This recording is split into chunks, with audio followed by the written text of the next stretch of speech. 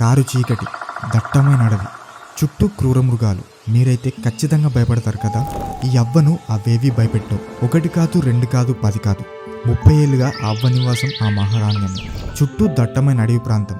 పక్షుల కిలకిల రావాలతో పాటు అడవి జంతువుల గర్జనలు వినిపిస్తుంటాయి. వాటి మధ్య ఓ పండు ముసలి ఒంటరిగా జీవిస్తుంది. ఆమె పేరు పూజం గిరిజాబాయ్.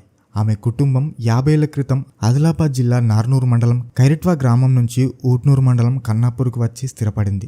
2 ఎకరాల అడవి భూమిని సాగు చేసుకుంటూ జీవితం వెళ్లదీసేవారు. ఇంతలో ఆమె భర్త జైతు మృతి చెందాడు. కొద్ది రోజులకు కుమారుడు రాము కూడా దూరం అవ్వడంతో గిరిజాబాయ్ కోలుకోలేకపోయింది. లోకం పోకడ ఏమాత్రం తెలియని ఆదివాసి వృద్ధురాలు కన్నాపూర్ రాజులగూడ అడవి ప్రాంతంలోని ఓ వృక్షం నీడనే స్థిర నివాసంగా మార్చుకుంది.